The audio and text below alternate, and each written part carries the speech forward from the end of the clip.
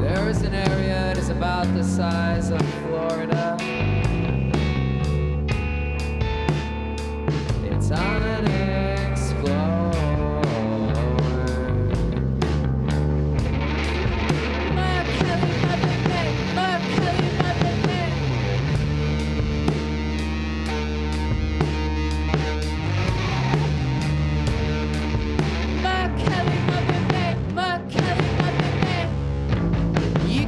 Scientist, you could be a venture capitalist. You're gonna end up on a blacklist tonight, so it doesn't matter. Not at all. Shine a light in the heart of darkness. Shine a light right in the heart of darkness. They existed before us. They exist outside of it. They existed before it. Oh yeah, they exist, and I love it.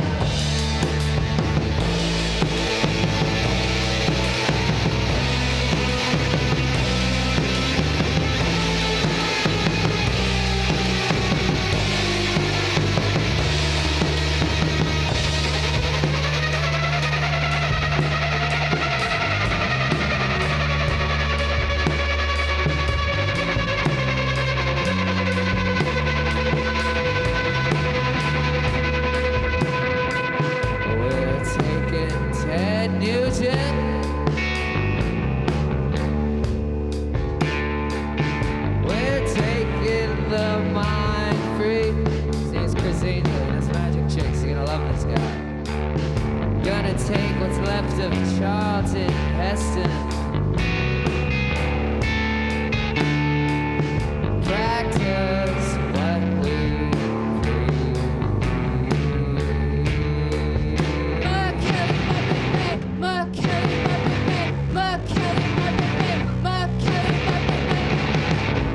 You can be a cheerleader, might think you know nobody at all. You could be right, you might be right next to nobody. That don't matter, not at all. Just shine a light in the heart of darkness. Shine a light in the heart of darkness. You should shine a light in the heart of darkness tonight.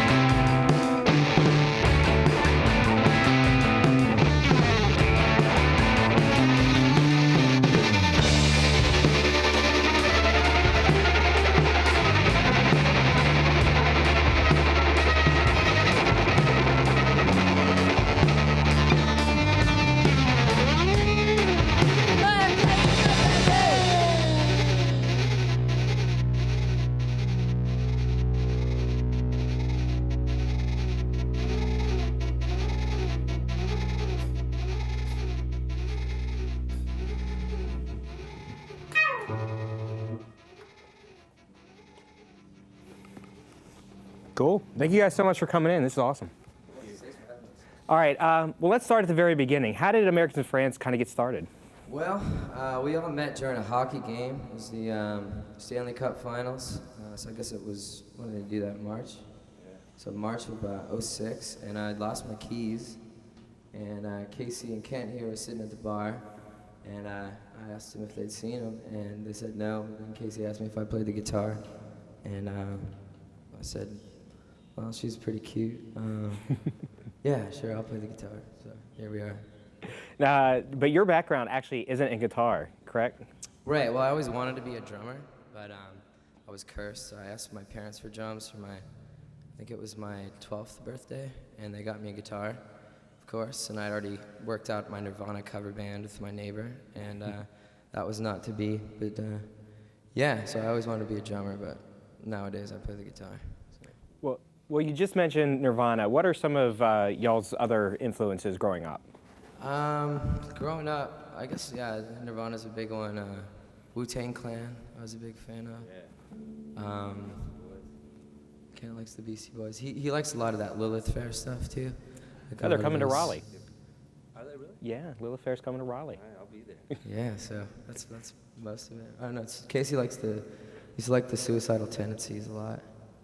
She was younger. Yeah, I liked a lot of punk rock music when I was young. So is that really where Americans of France's sound is coming from, is from Casey's drums? I mean, y'all have a very punk rock sound. Oh, thanks a lot. I just think we're just trying to create, aggregate, and distribute just personally relevant content that sort of empowers and engages our audience on current and evolving platforms. Mm-hmm. So.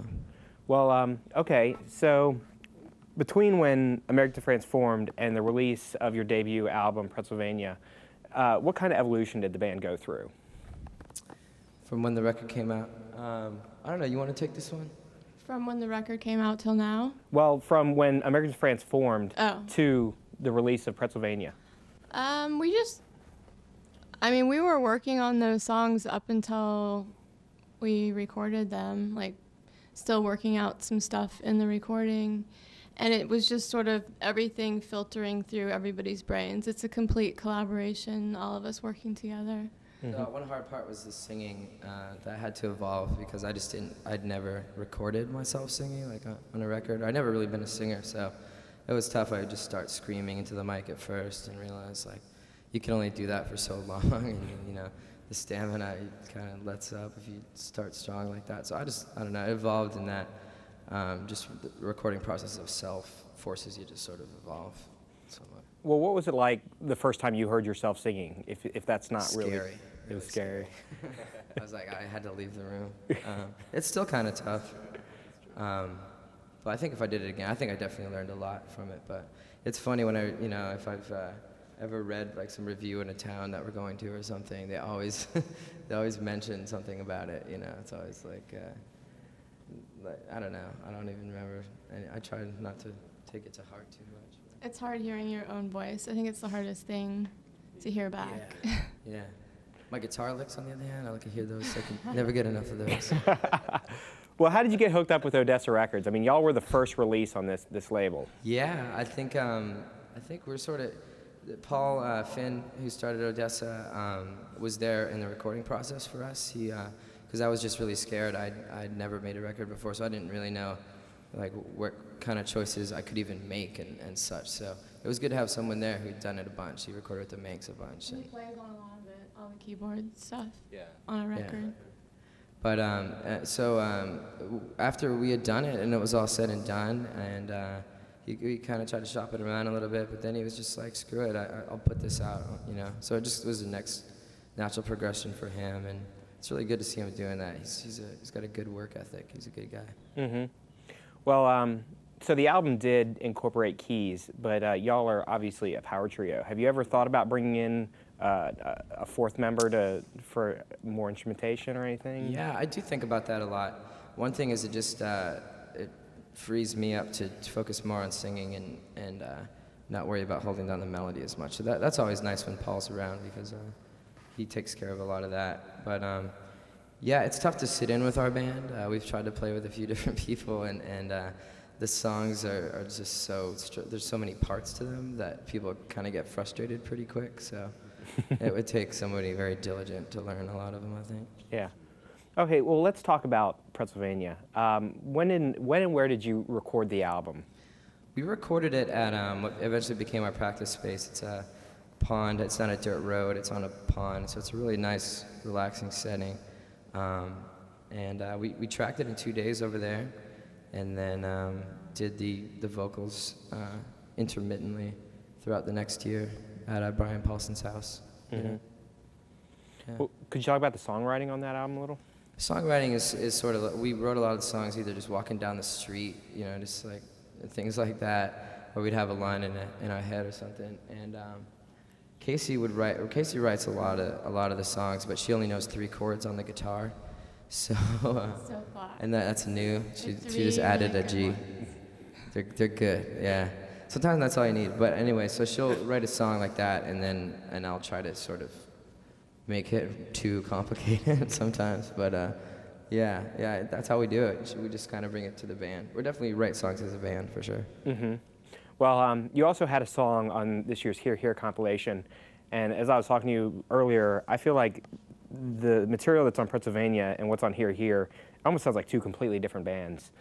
Is that because you wrote the songs on Pennsylvania so early in y'all's career? Is that like a progression, or? Yeah, I would say so. I'd say it's a progression for sure. It's also recorded in a completely different environment, and I think our songs for sure, we don't usually play the song the same way more than once or twice, but yeah, so it's just a product of our environment there. The songwriting itself, yeah, it's going to evolve. It's just a natural process, I guess. Mm-hmm. Yeah. Well, despite the album already coming out last May, people are already eager for the next thing from Americans France. When can we look forward to something else from you guys? So, as soon as maybe someone who's watching right now, if you could get your credit card number, if you could flash that, but no. Yeah, we just need, we have very specific ways that we want to do it, and we just need someone's credit card, and then we'll just put your name on the record, and then we'll shake your hand and say thank you. That's how it works, right? Music business. I don't know. We're ready to do it. We're ready to do it. We have all the songs, so. Yeah, we've got plenty of songs. Maybe we'll do something like us in the area of a 7-inch or like a set tape or something in the meantime, just to get some things down to keep moving. So new music is not too far off. Not far off, hopefully. Yeah. Excellent. Well, let's hear some more tunes. All right. Cool. Thank you.